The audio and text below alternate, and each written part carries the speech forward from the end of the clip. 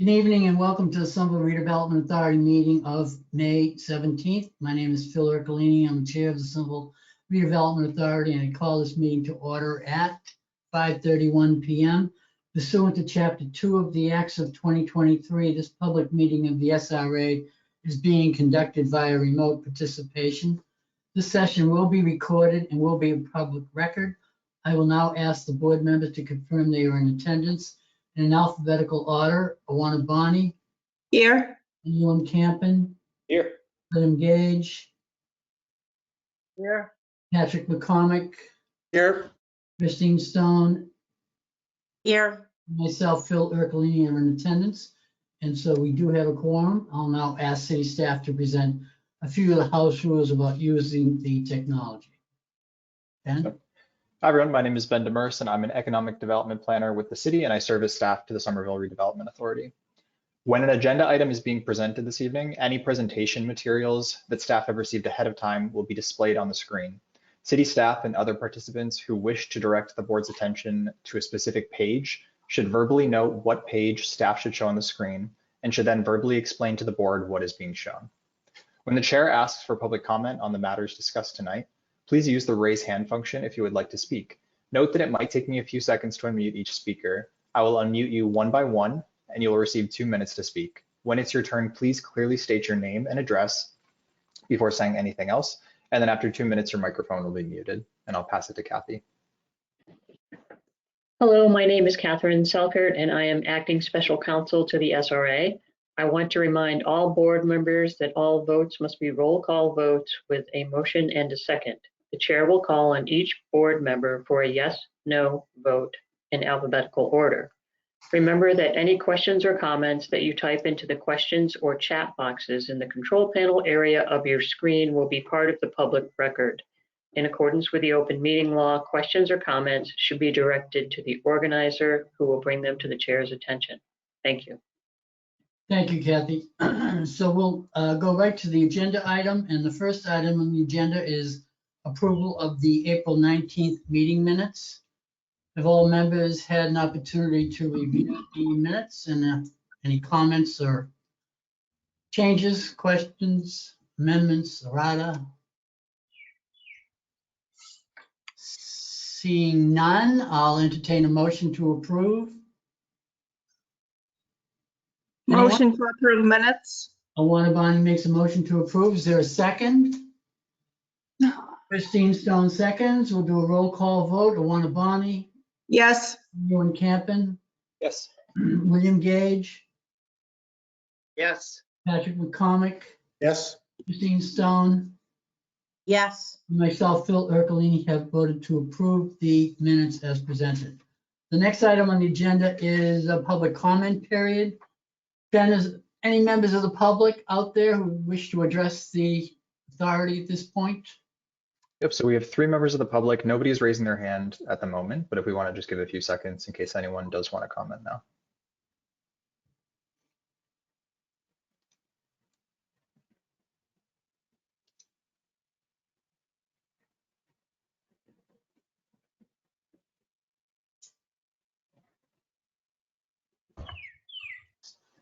Okay, I see no hands, Mr. Chair.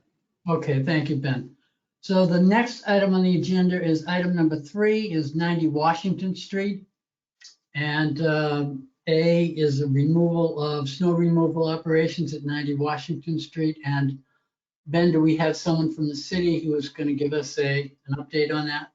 Yep, so Commissioner Lathan is here with us. Commissioner Lathan, are you able to use your mic? Yes, can you hear me? Yes. Yeah. Yes. Hi, this is Jill Lythan, DPW Commissioner. Do you see Eric Wiseman on the line as well? I do not see Eric. Okay, so pardon me, I'm in the car driving. I'm getting to my son's music recital. Yeah, so, unfortunately, we had a really good winter this winter at 90 Washington, so we really didn't need to use that as a snow kind of farm this season. We have kind of paid attention to cleaning up the area and tidying up. I think the fencing was up. I didn't know if members of the community, we wanted to check back in to see from you if there's any concerns that you guys had about this property in DPW this year. Any members, did you have any issues? Did you hear of any? We didn't hear from the public through our support staff, so I'm assuming all was well.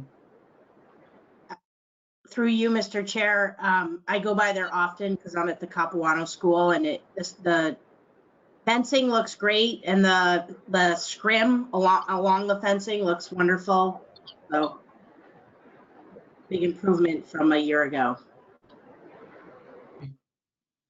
Any other comments from the members? Any questions of Jill or Eric while they're online? Okay, seeing none. Thank you. Thank you for coming before us. Well, I do have a question though, because I think, sorry, That's all.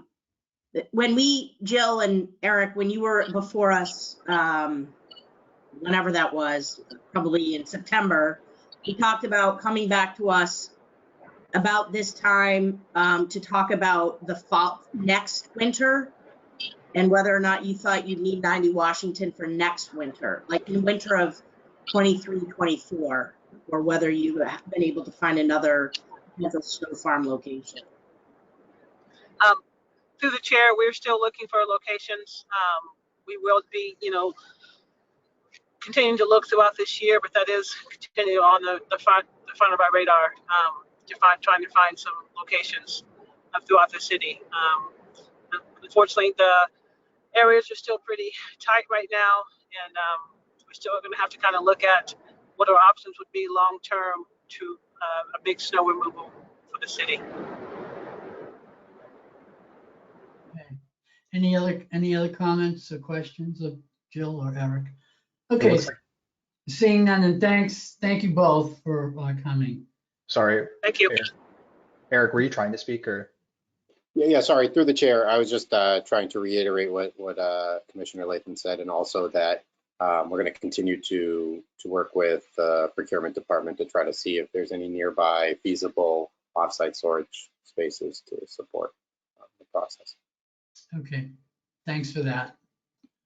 Okay, the next item is B, is an update regarding 90 Washington Street RFQ. And who will Yep. be? So, Mr. Chair, this was initially going to be Ted Fields, but he's not able to join us this evening. So I'm just going to give a summary of points that he sent. Okay, So the first thing that he mentioned, so this is essentially just to give an overview about the RFQ process and any other updates from 90 Washington over the past month. So he mentioned that HRNA, which is the real estate consultant for 90 Washington, has confirmed that all three of the respondents to the initial request for qualifications do meet the minimum qualification requirements set out in the solicitation. I believe that was a question that was asked last time when reviewing the different responses to the RFQ. He also mentioned that HRNA has cataloged all answers submitted by the respondents to the development questions asked in the RFQ solicitation. He then mentioned that he has contacted all three RFQ respondents to confirm that we're analyzing their submissions over the next few weeks, so they have been informed. And then the last piece that he noted is that city staff are currently reviewing submissions provided by the respondents with the 90 Washington Street Civic Advisory Committee.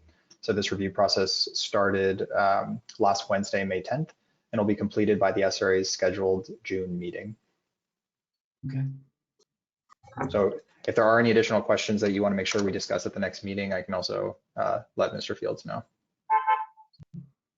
Are there any questions from members and anything that you'd like to hear at the June meeting from Ted or any of the others? It would be, so through you, Mr. Chair, it would be interesting to hear the conclusions or the opinions of the Civic Advisory Group, if that process will have been done by June. And it would be interesting to hear next steps as, Ted and the planning group views them for the RFQ to RFP to sale. So that would be nice to have in June, a nice update. Anything else from anyone that'd like to hear about? Okay, seeing none at this time, we'll move to item number C. Is a follow-up discussion regarding ownership of 220 Washington Street. Yeah, so Mr. Chair, I apologize. The staff that was meant to speak to this was unable to attend. If that changes over the course of the meeting, I think we can come back to this item. This was just to answer a question that the SRA had asked last time regarding exact ownership. So that's something we can either discuss at the next meeting or we can email a response within the next week if that's preferred. Okay. Is there a preference? Is that fine? Members are fine with that? Yep. Okay. Either way, but I think the answer to that question impacts next steps on 90 Washington RFQ. So I see the two as somewhat tied together. Yeah, we have an answer. It's just about delivering it in a succinct way. Okay. Ben? Chair, sorry, this is about the ownership of the parcel that includes the police station. Mm. I would love the update. Is it not just one sentence long that you can tell us who owns it? I just can't succinctly say it. But I can just say it. It's not that I'm trying to hide anything. It's just that it came up as a question either the last SRA meeting or the meeting before about the way that it might impact the timeline. So it's nothing to try to hide. It's just that I just don't have like the information in front of me. Okay. Okay. All right, then. If there's no other questions on that or comments, next item on the agenda is a review of the draft of the 2022 SRA annual report. Hopefully all members got an opportunity to review the report. And were there any comments or questions or I can say from the, go ahead, Patrick, go ahead. I had some comments. You're breaking up. Are we holding together now? Patrick, you wanted to address, you had a question? Look, through you, Mr. Chair, I just wanted to say that I thought it's a great report. It's not only a lot of good content, but the formatting presentation, it's very readable. And I think in our efforts to be more accessible and accountable to the public, it's a great document. So I just wanted to thank Ben and everyone else who worked on it, because I do think these are really important. So thank you. Good job, Ben. Thank you, Patrick. Alana, Bill? I had a couple of comments on it. One, shouldn't we include a map of Assembly Square? Because you bring up, the 500 unit apartment building. And you also, the Assembly Innovation Park shouldn't you be showing phases 1, 2, and 3? Because you mention it, but I don't know exactly where that is, nor do I know where the 500 unit apartment building is. And I assume no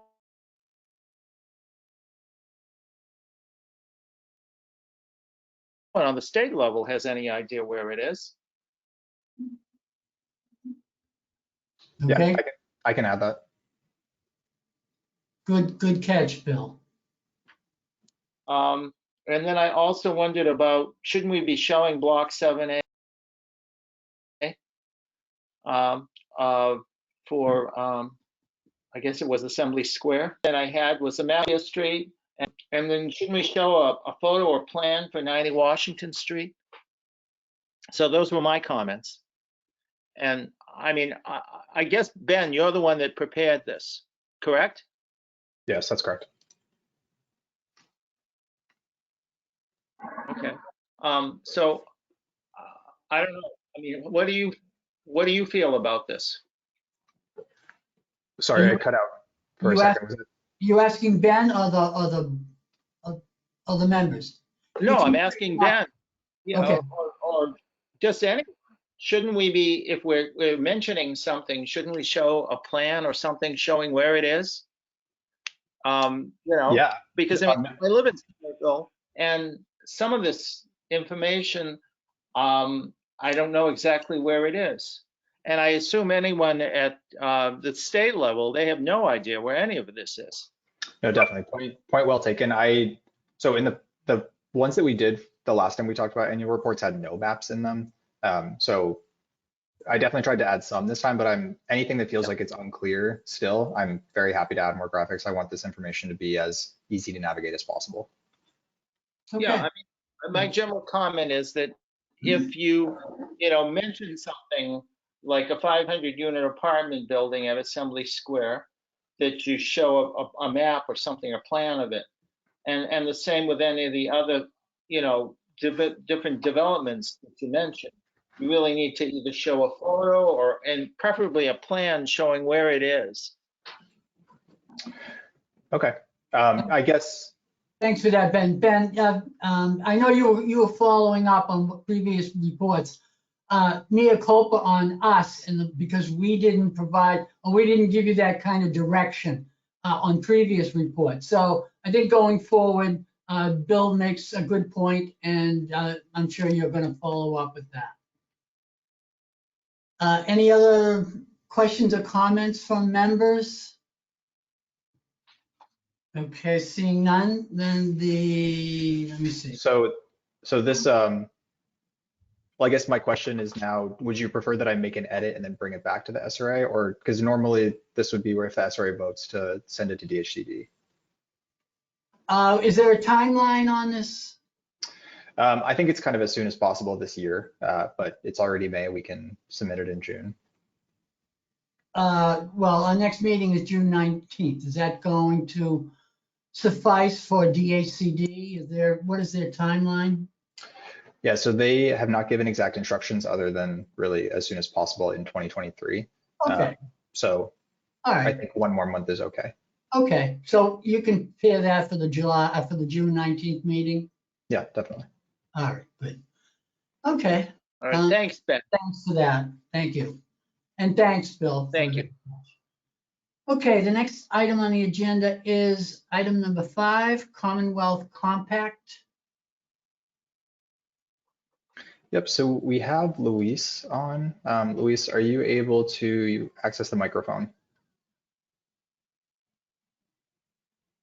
I am, though I seem to be having some issue with my webcam, so pardon that. That is okay. All right, so thank you, everyone. I'm here to give you an update on the Commonwealth Development Model. This is recent developments. This is a multi-municipal agreement, a compact between Boston, Cambridge, Salem, Lynn, and Somerville. Next slide, Ben.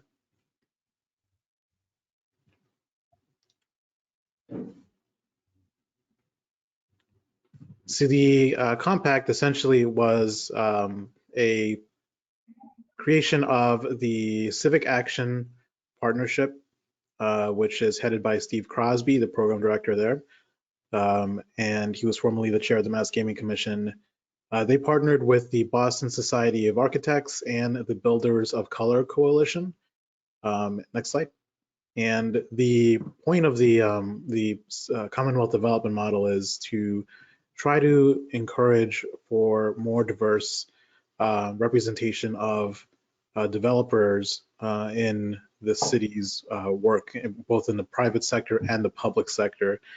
And the reason for approaching it in this specific way is that the industry as a whole, next slide, Ben, the industry as a whole essentially creates the conditions that our community members live in. And the industry, as we've seen in previous articles, has a issue with representation in the industry as a whole. Very overwhelmingly white, and the historical imbalance of power for socially disadvantaged individuals by race, gender, ability, culture, changes the way that development is approached within our municipalities, not just in Somerville and not just in Boston, but across the region and beyond. This kind of development without the representation has a tendency to prioritize economic output and not consider equitable outcomes. So what we're trying to do here is avoid that from happening In a situation like that, cities are pressured to accept the development patterns that are presented to them. Our code essentially is something like, if it's something that's as of right, we can't really say no to that project. And if it's a special use permit, we have to go by what the conditions are set forth for the special use permits, which don't necessarily always have the ability or the legal flexibility to incorporate equitable outcomes as explicitly as we would like. So that all of those structures together essentially shape these inequitable dynamics between the development community and the communities that they're developing in, and it reinforces this imbalance of racial disparity. Next slide, please. So the solution or the proposed solution for this is kind of finding a way to being able to advocate at the state level that these kinds of equitable considerations in the development process are necessary. And so the way we're doing that is by trying to enter into a compact with multiple municipalities to take a look at our public disposition process, the way the cities dispose of properties, as well as our permitting processes, to see where we can gather data regarding equity so that we can start to have some baseline measures and look at trends to see where we can be most effective in trying to address these issues. And then also with the public disposition process, specifically being able to take a inspiration from the Massport model in Boston, which they essentially included equity criteria into their public disposition process. And it became a major consideration when we're talking about which RFP to request from a developer, or which proposal that a developer proposes for a project is one that the city ends up choosing. So by kind of taking this approach instead, what we're trying to do is we're looking at equity becoming a meaningful evaluation criteria for these public disposition projects. That means that developers have to consider it. And when we have a lot of very professional developers, established developers who have a lot of experience and resources to be able to compete for these major bids, what we'll see is that equity becomes a major factor in how these proposals are measured against each other. And so we start to see more innovation, and this is an opportunity for us to be able to have more control over how these projects are affecting our communities by taking a look at what equitable considerations developers are making from the jump, and then having that be a major reason that we select one project over another. So altogether, that is going in the direction of developing shapes and equitable structures that reinforce community values in our community, as opposed to, maybe being forced to accept what is being put in front of us based on our limited ability to be able to affect the legal environment that surrounds the permitting process and the zoning in general. So next slide, Ben. So the proposal, as I mentioned, in the public land disposition process, we're incorporating the aspect of equity. And it's important to note that we've been having these conversations since, I believe, August, September of last year with the group. And that has recently had its first major milestone with the press release that was done about last week, where the 5 cities came together and signed this compact committing to these proposals. But we've already actually implemented part of this, or at least are working in a direction of this in the spirit of the proposal with the 90 Washington Street RFQ process and incorporating elements of equity into that. It's a first step, and we're obviously still working to try to figure out what the final measure will be, or final review criteria will look like. But simply by just saying what are considerations for equity are being made is a great conversation starter in the development industry, especially when you're talking about public land disposition. So that's kind of where our goals are for the public land disposition process. But for the private land development, we're looking to work with the Builders of Color Coalition to develop set points of data gathering criteria that we can take a look at in conjunction with our municipality partners across the region to be able to see how well, just by gathering this data, are we able to get a picture of what the current conditions are, and then how we can use that and take further action to be able to ultimately the goal, empowering socially disadvantaged individuals to enter and grow into the industry by providing them with DEI criteria for their prime contractors and subcontractors. We don't necessarily have right now the ability to be able to have those requirements in the private development industry the way we can in the public disposition process. But the idea is if we can make a pilot program that gets as close to that as possible in a voluntary method, we may be able to ultimately use that as a way to show the state authorities that this is something that we might want to consider on a state level for the allowing of the ability to track and require DEI metrics in private development. So that's kind of the North Star, if you will, of this project. And we're doing kind of the foundational steps to being able to get to that point with this pilot agreement with the 5 municipalities. Next slide, Ben. So I kind of went over this short-term goals. What we're doing now, we signed a compact. We're collecting the data. We're meeting with the Builders of Color Coalition to finalize those metric points and where they will fit along our permitting process. And modifying our disposition process. We're in the process of creating or exploring ways to be able to do this. And then finally, what we'll be doing is sharing back all these lessons learned with the community overall, and finding ways to be able to kind of see what works for one community, what didn't work for the other community. We're all in different stages here, and our community needs are a little different.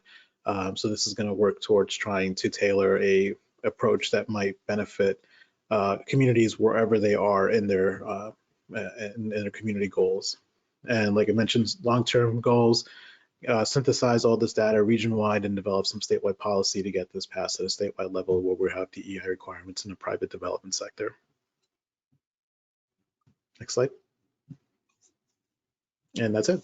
These are all the contacts for the project. If you have any questions, feel free to reach out to us or any other individual involved in the project. We're more than happy to talk about the project, and I'll take any questions. Thank you, Louise.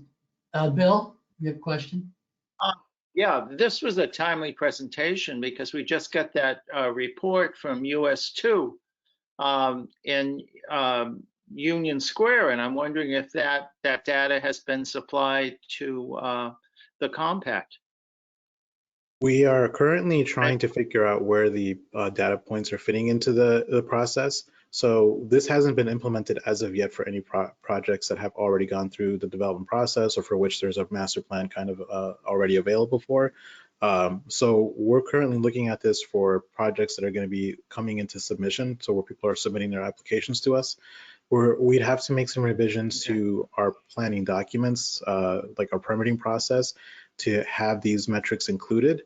But like I said, this is all going to be voluntary information that we're asking for developers. So this does not preclude that we can include them. It just means that we have to figure out for projects that are already in the pipeline, what's the vehicle that we can use to be able to encourage developers to participate in that, even if they've already submitted their application or they're in review or they're already in the pre-application phase. So this is more tailored towards projects that have not come into our pipeline yet. But it's worth looking into seeing if there's a way to include projects that are already in our pipeline too. Okay, thank you. Thank you. Any, Patrick? Yes, through you, Mr. Chair. Thanks, this is great. And simply the fact that you have 5 municipalities working together on this stuff is also to be praised. It's not easy. So and a couple of questions. One, you mentioned Massport already doing something similar. I was wondering, have there been any outcomes that have been looked at or lessons learned from that? And then second question, will you be able to share whatever draft DEI metrics you have or what you expect to have soon working with the other groups that are involved? Thanks. Yeah, I believe we can get some information more on the Massport model. From my understanding, they've had some initial successes in being able to incorporate those DEI criteria or the equity criteria into the disposition process, and that actually created a much more favorable outcome for the RFP process. I think the representation they saw in the contractors that were in the project were higher than they normally did see. So there's some immediate successes to be seen there. I'm not sure where the entirety of the project stands as of now, and I think that we probably will be looking at that more during our lessons learned kind of phase once we've established the data collection criteria, comparing it to our performance in comparison of Massport. But that's something to look into as well. And yes, we can share the DEI criteria that we're looking to implement. I think we have to figure out where it's going to fit in our permitting process first, but I think that we can definitely loop back and share that information, see what specific points we're gathering. Thank you. Louis, thank you so much for that presentation. Just as an aside, in my former life, I was part of a team that evaluated applications for developers and development funding for the State Department of Housing and Community Development. And we scored applications and we gave different scoring elements to each of the components of a development project. And this looks like it's a new one and a good one. And I was wondering if they were giving any thought to scoring. I don't know when you talk about metrics, but in terms of scoring the applications and the appliers of approval of these projects. Yeah, we definitely haven't taken a look at a scoring metric as of yet. We definitely want to coordinate that more broadly with both the Builders of Color Coalition and our municipalities and our partners at the Civic Action Project and the Boston Society of Architects. We want to consider that. I know that's important and part of something that we have the ability to control in the public disposition process. But we want to make sure that we're doing it in a way that is coordinated, excuse me, with the other communities. I'll leave it there before my voice goes out. That's okay. Now, I'll just chime in here a little bit. I referenced, the State Department of Housing and Community Development. I know the city never had anything really in place when any public developers were coming for city funding, whether it be state or federal funds that the city was administering on behalf of HUD. So there was no real method of evaluating. And so hopefully this may begin a whole new process and I'm looking forward to it. So thank you for that. Any other questions of Louis while we're here? Okay, so we'll look forward to what you have coming down the road. Thank you. Okay, so the next item on the agenda is any items that are not reasonably anticipated by the chair. Pretty much it. I sent email to the council. I didn't hear that. I think, Ivana, there might be something in the background. I apologize. No, that's okay.